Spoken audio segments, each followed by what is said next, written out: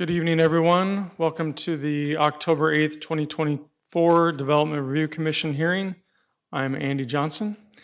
The Development Review Commission is created to hold public meetings and hearings to provide analysis and recommendations to the City Council regarding general land use policies and applications where the Commission has recommendatory power, and to render final decisions on specified applications where the Commission has final decision-making power, including but not limited to all aspects of proposed and future development. The Development Review Commission recognizes that the creation of a desirable environment throughout the city for residents, businesses, and industry is a prime requisite for the interdependence of land values, aesthetics, and good site planning by promoting harmonious, safe, attractive, and compatible development that is therefore considered to be in the best interest of public health, safety, and general welfare. Any person aggrieved by a final decision of the Development Review Commission may file an appeal to the City Council within 14 calendar days after the Development Review Commission has rendered its decision. Development Review Commission recommendations to City Council are not final decisions. Tonight with us on the Commission, on my right, we have Commissioner Robert Miller, Commissioner Larry Tom, Vice Chair Michelle Schwartz, and to my left, Commissioner Joe Forte, Commissioner Linda Spears, and Commissioner Barbara Lloyd. With us tonight from staff, we have Jeff Tamilevich, Ryan Levake, Michelle Dalkey, Diana Kaminsky, Chris Jasper, Lucas Jensen, Joanna Berry, and Jason Wolf.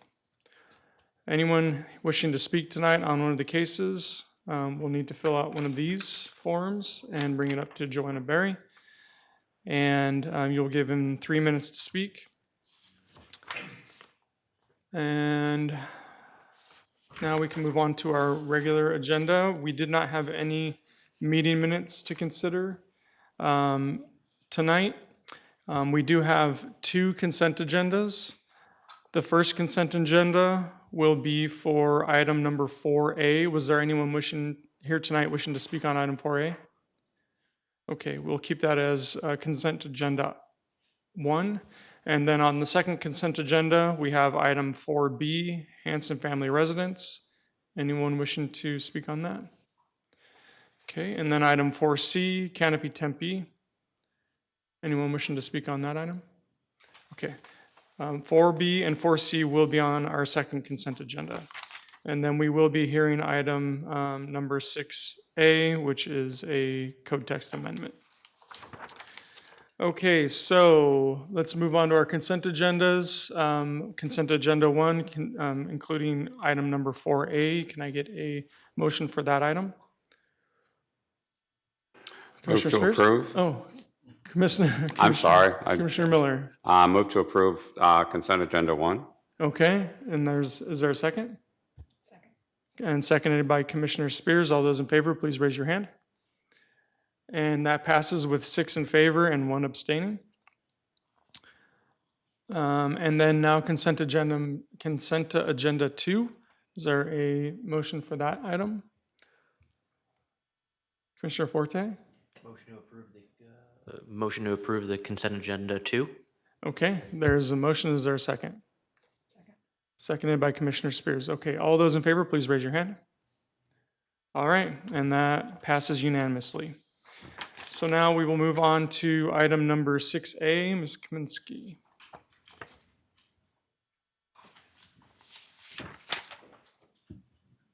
Good evening, Chair, Commission, Diana Kaminsky, Principal Planner with Community Development Planning Division. Some of these slides will be familiar from the last time we were here for study session. Just as a reminder for those that might be watching online, this is coming from our Sustainable Growth and Development Objective for a performance measure to measure both tree canopy and engineered shade. So this is part of a larger effort to meet a target by 2040. We did make some modifications since our last presentation to you. One was the removal of reference to materials. So we've left the materiality as part of the review process so that tensile strength canopies could be considered as long as they're meeting building code. We also wanted to clarify that engineered shade isn't just about detached structures. They can also be attached. In a typical attached scenario, they're following the setbacks of the zoning So that the setbacks that we were talking about was specific to the idea of a detached structure because the code previously did not allow that. We did move forward with the recommendation for a use permit for these, and that is partially because of our general plan implementation and encouraging neighborhood participation, outreach, public involvement, looking at what's in the neighborhood for the character of the neighborhood and the condition of the area. So these are the goals and objectives within the general plan that support the idea of engineered shade and also support sustainability and the neighborhood involvement and notification process that is part of a use permit. What this would look like in Table 3102 would be an added line to our permitted uses for residential, showing engineered shade structures with a use permit. And the use permit, we do have other types of uses, as Mr. Leveque was indicating earlier regarding parking in the front yard setback. Some other common use permits that we see in single family are second-story additions, walls taller than 4 feet in the front yard, because this affects the character of the neighborhood. And for accessory buildings or structures in the front yard, that would be a new one. With any resident who's coming forward with a request for a use permit, we bundle those. There's one fee. They don't get charged for each one, so they could have multiple ones depending on their project. Use permit standards are also common, but they're not about the use as much as the development standard. And this provides an opportunity for notification to the neighbors because there is going to be a change immediately next door to them potentially, and that was something the Neighborhood Advisory Commission was concerned with, is changes in the front yard that do affect the character of the neighborhood and potentially the adjacent property owners, to let them know about it. So it gives us an opportunity to look at the materiality and character and compatibility with the surrounding areas and provide analysis of potential impacts. We talked a little bit about parking. I do know that code enforcement gets calls for complaints for parking mostly when there's excessive parking, where they're parking in, more than just the driveway, but over the course of the front yard, or parking blocking another property owner's driveway because they have too many vehicles and they're now encroaching on the street parking. So it gives us a chance to look at the unique conditions based on each lot and the number of bedrooms and things like that. Things that would not be evaluated by a building permit. So this gets back to the importance of the use permit process. A building permit will not address the conduct or manner of use, whether or not there's an increase in traffic, where somebody's parking in the driveway, they're also parking on the street, they're shuffling cars around and actually generating traffic because of the movements they're using. It doesn't address the character of the neighborhood or any of the criteria of a use permit. If somebody were to come in for just a building permit for these, there would be no notification. It would go through building permits, and if it meets building code, they could get it built. We're not looking at whether or not it's already been built. That's not one of the criteria we consider. We're looking at these use criteria for determining if it's an appropriate use for the area. The rest of these slides are going to look very familiar. This is our base code. Anything that you see in the beige color is the standard code is not changing. What you see in white as we go through the slides is what's being proposed as additions or modifications. So in this case, adding in, this was another change to address the accessory dwelling units. Accessory buildings shall not be used as a dwelling except where permitted as guest quarters or as accessory dwelling units. So this is new to add on to the other code of text amendments that we're putting through. And the accessory buildings, this is allowance for permanent engineered shade. It can be a detached structure, needs to be located over the driveway. Some minor modification on B just to clear up the language there.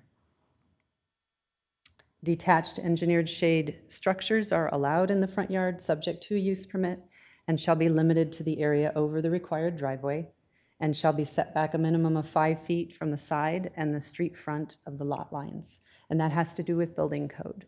So in order to allow the types of materials that people might want to use for these structures without having potential building code implications, if they keep it at 5 feet, that gives them the most flexibility in design. These were just changes to the numbering because of adding that section. There's no changes to this section. These are all standard code.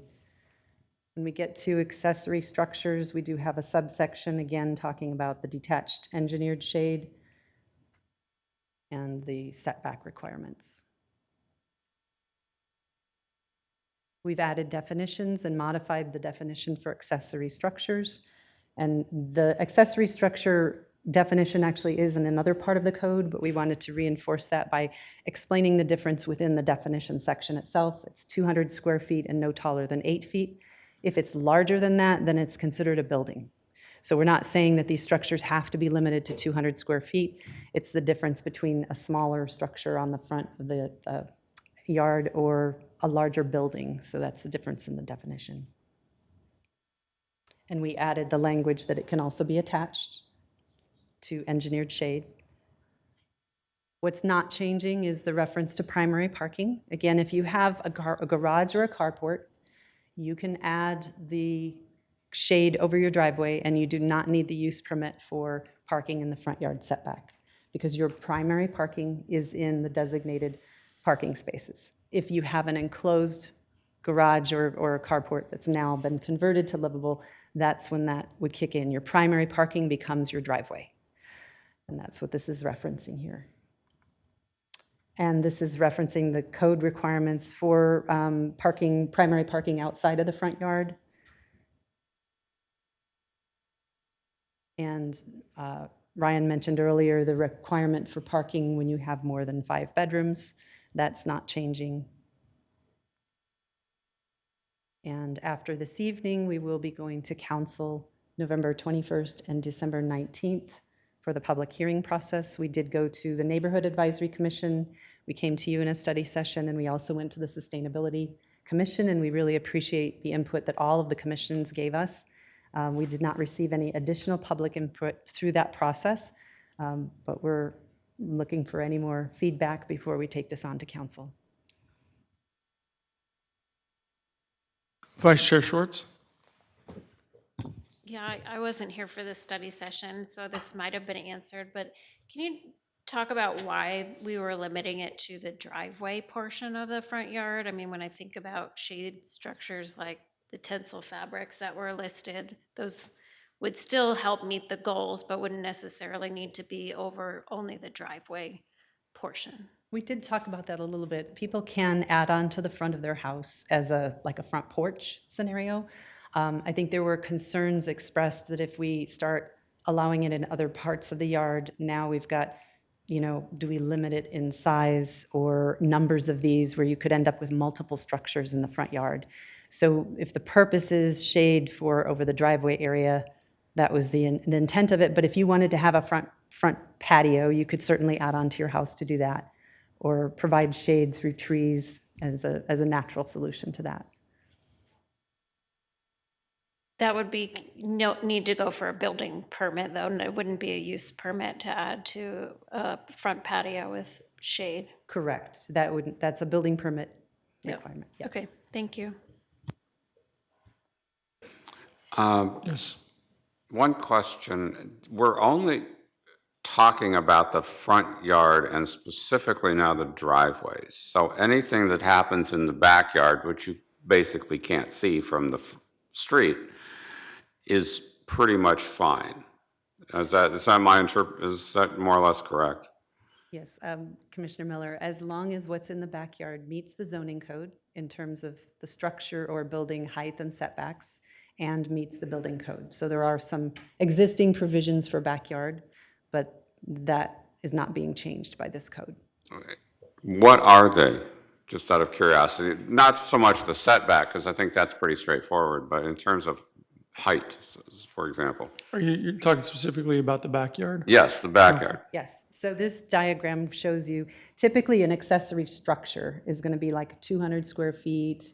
It can be set back closer to the property line, or if there's an alley very close to the backyard, it's no taller than 8 feet. It might be a ramada, it might be a small garden shed. That's what a structure is. So this, what you see here, this is the code that remains, and this is showing you kind of what it would look like in the backyard. It can be set back quite close to the property line. It's a fairly small structure. When you go to buildings, accessory buildings, They can be up to 15 feet, and those have a different set of setbacks depending on how tall they are. So once it goes above 9 feet, then we add additional setbacks to those structures so they're further away from the property lines. I'm thinking specifically about what we're defining as a detached shade structure, engineered shade structure in the backyard. Would that basically then qualify as an accessory building? It depends on the size of it, yes. So right now, if you wanted to build a ramada that was 200 square feet and 8 feet tall, it would be an accessory structure in your backyard. If you wanted to build a ramada that was 300, 400 square feet and up to 15 feet in height, then it would be an accessory building. Still has to get building permits, but it doesn't go through a use permit process. Okay, thank you. Commissioner Tom? In 2C, we added detached. Do we need to include attached and detached into that requirement? 2C. Detached shade allowed in the front yard, subject to use permit. Because we want to allow both attached and detached, subject to use permit, correct? No, the attached becomes like a carport that's coming forward, so that would still have the use permit to park there, but they would not have the use permit as a separate structure. So the use permit for a detached engineered shade is specific to detached. Because the way the code is written, you can add on to the front of your house. You can add a front patio, carport as a part of your house. It's when you have a separate structure. So if it's an attached structure, then they would have to request a variance to reduce the front yard setback? It depends on how it's designed and what their setback is. So it really does depend on the individual site. People can do cantilevered structures. They may do a use permit standard to reduce the front yard setback if it's not quite what they wanted. It's where the columns are, so they can cantilever out from there. It really just depends on the configuration of the lot and how much room they have to build within. So if it's attached, they may or may not need a variance, correct? If it's, And it goes into the front yard setback. yes, And so if it's so attached, we wouldn't have to see them. unless they went to a use permit standard to reduce the front yard setback. So if their front yard setback is 20, they can do a use permit standard to reduce that to 16. And then they could build the columns, you could have it attached to the house and have additional columns to support, and then have the rest of it cantilevered forward from there. Because we're taking the setback from the actual structural posts. Okay. But if it's a detached structure, Then this applies. then that's 6 feet from edge to edge? 5 feet from the side and 5 feet from the front. Okay. And then they would have to use permit to come and see us, correct? Yes. Okay. Thank you. Questions from this side? No? Okay. Thank you. We'll, Wait, have a- I have one more Oh, now, because now I'm Commissioner confused. I'm sorry. You're going to, as Commissioner Tom said, you're going to attach something to your house which becomes a carport. And as long as it doesn't intrude into the front yard setback, all you have to do is have a building permit. Yes. Okay. Which is standard today. Okay. You can add porches to your front of the house. Do you have to have, so you have to have a building permit to add a cover to your porch? Structural, yes. Really? Okay. All right, thank you.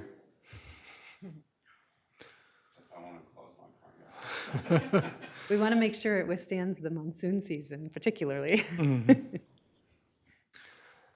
All right, well, thank you. you. Okay, now we'll start the public comment period. I have one card here for Kendra Solars. Please approach, restate your name and city of residence, and if there's anybody else wishing to speak, fill one of these out and bring it up front. Hi, my Good name's evening. Kendra Solers. I live in Tempe, just down the street. So first I wanted to say that working towards a goal of more shade by 2040 is a great plan, and I'm totally in favor of a lot of these changes that are being made. In fact, we're in the process of trying to do a carport shade structure ourselves. But I noticed in reading through this that in some cases, the new code makes building a shade structure more restrictive. So I think we have the opportunity to adjust some of this to make it more feasible for residents. Something in the report said that we're allowing front yard shade for the first time, but I've been through this code a bunch working with city officials, and currently accessory structures and buildings can't be in the front yard setback, but there's nothing saying they can't be in the front yard as long as they comply with the setbacks per zoning. So the important part, the tricky thing we're dealing with is if I were to try to build an 8-foot high, 200 square foot shade cover over our driveway right now, in R16, which is the zoning my house is in, the side setback would be 0 feet. But the proposed code makes it a blanket statement of a 5-foot setback. So that makes it harder for me to build a shade structure. We already got a quote on a 400 square foot engineered shade structure to try and comply with the proposed code, and it came out to $26,000. I talked with our contractor, and attached structures, like was mentioned here, are much more cost effective. So I was curious as to why that wasn't really addressed in terms of like the front yard parking restrictions and everything, because it would be much more affordable, but then we have to deal with all sorts of other issues with the required parking. I think better yet, one specific section that just talks about carports would be really helpful, that addressed attached and detached, so that it's very clear, since, I mean, I was just as confused as many of you. And the homeowner can figure out what works best for them. In our case, we really want to do an attached structure for the cost, but this whole thing has become really difficult. It would be really helpful if the engineering requirements were more specific. As we were navigating the process, I went around in circles for a couple weeks trying to get answers on engineering. We were told that the structure must follow IRC 301.6 or IBC section 1607. So I gave that information to our contractor, and he said because of the excessive amount of concrete that would be required for footers, that's part of the huge reason it would be 26 grand for us to even start building something like this. So is that what the structural requirements are actually going to be, or is there something that's going to be a little more feasible without all this crazy amount of concrete?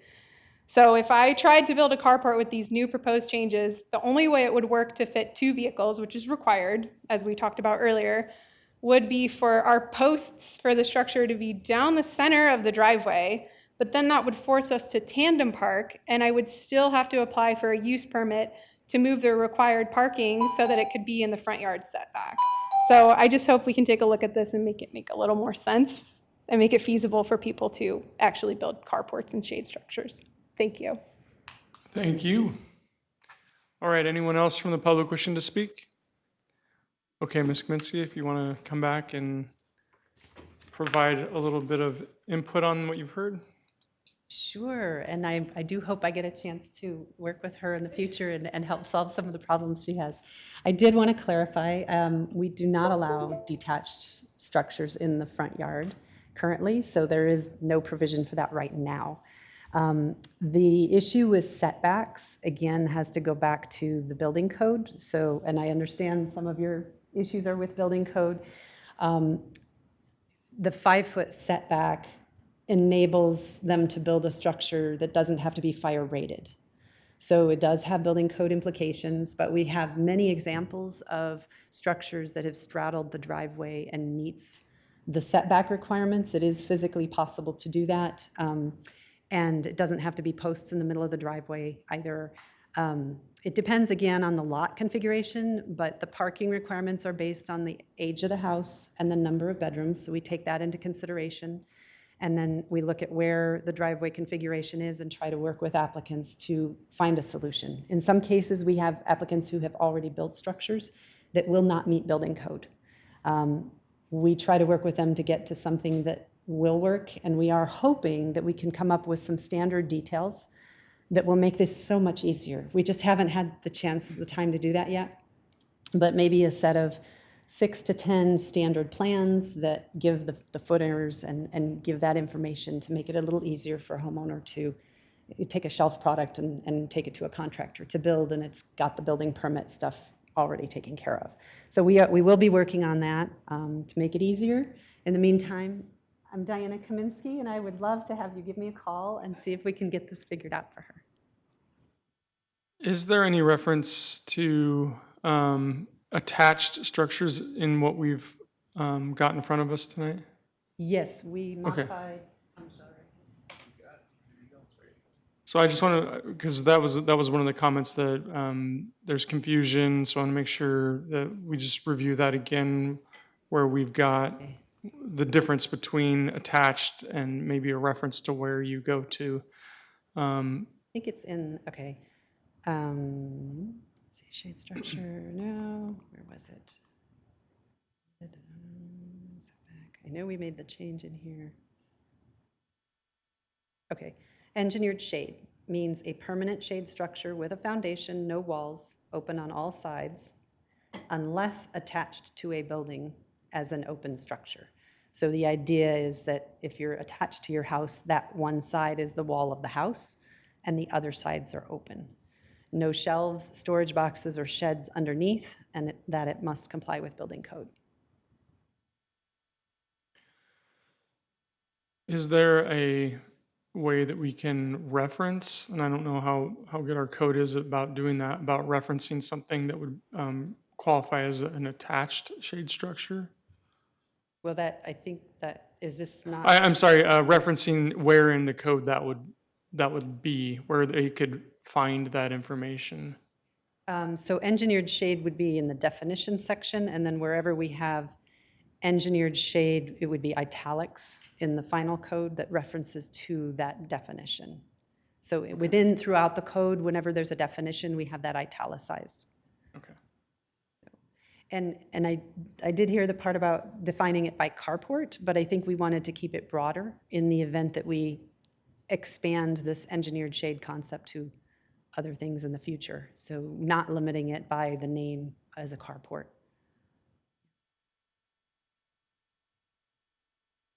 Vice Chair?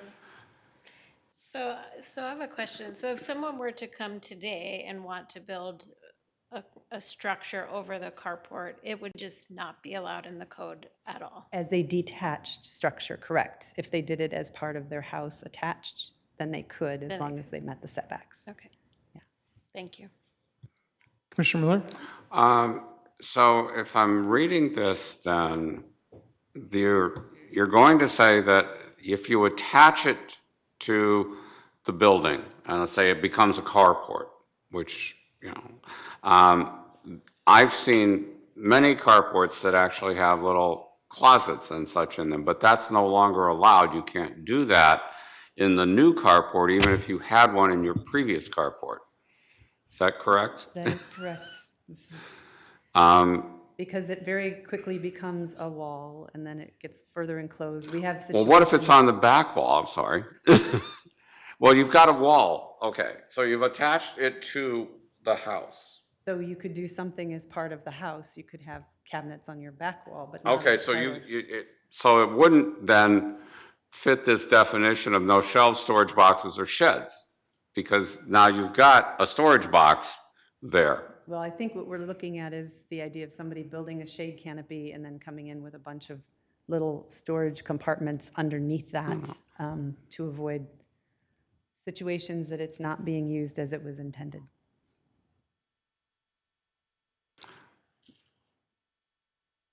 Mr. Chairman, I think this requires more wordsmithing.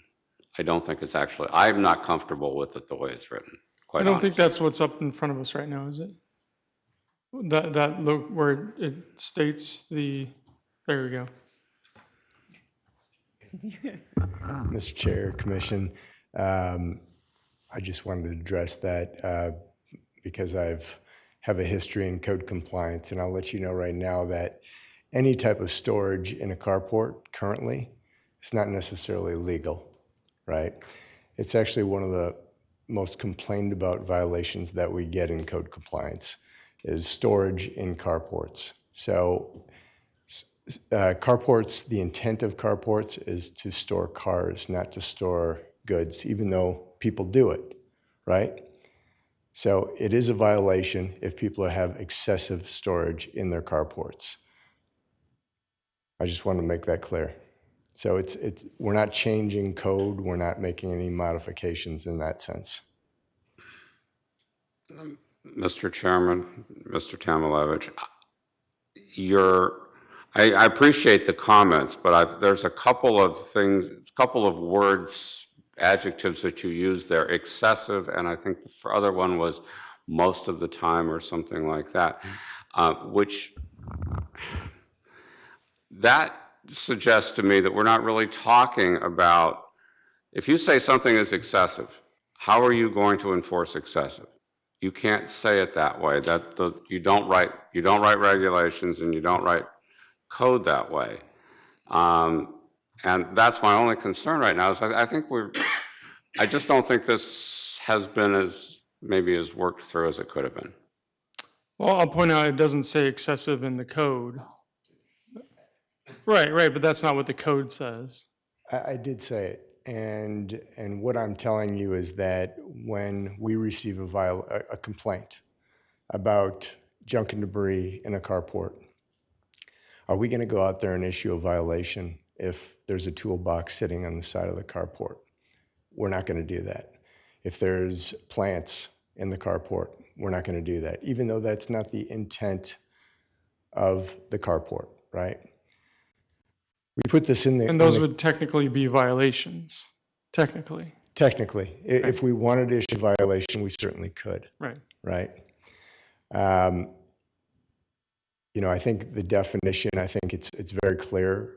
I think it needs to be in there. We need to indicate, especially since this isn't, we're pushing this covered area more towards the front yard. This is going to be more exposed than the carports that you see nowadays, right? The carports that we have on houses are behind the front yard setback at this time. In this situation, they won't be. They'll be more exposed to your neighbors and everything else. So we had to consider that in putting this in the definition.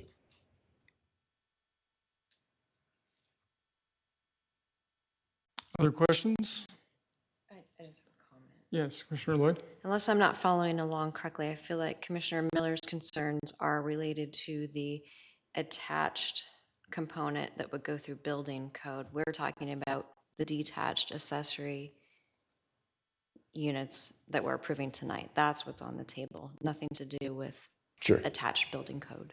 Yeah. Right. No, I understand. I understand. I'm just making sure I understand. I do want to clarify, though, that engineered shade, whether it's attached or detached, would not have shelves, storage boxes, sheds underneath it. Now, if there is an existing carport, like the 1950s houses that had an attached, actually a built-in cabinet that's a part of their house, that's kind of an existing condition. We're not talking about that. We're talking about you're building the new structure and you're wanting to add those things to the new structure. So that's where it would not be permitted.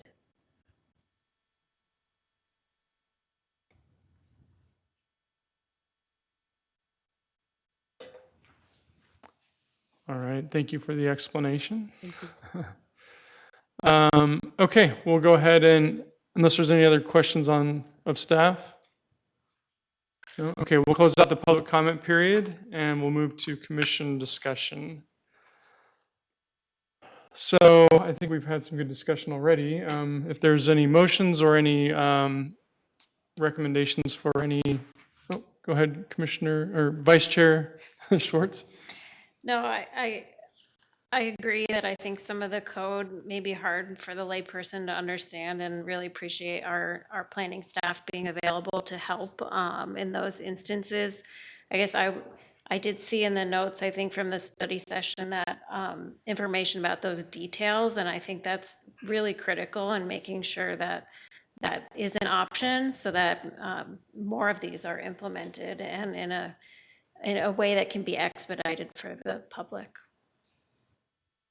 With that, I am in support of the text amendment. Commissioner Lloyd?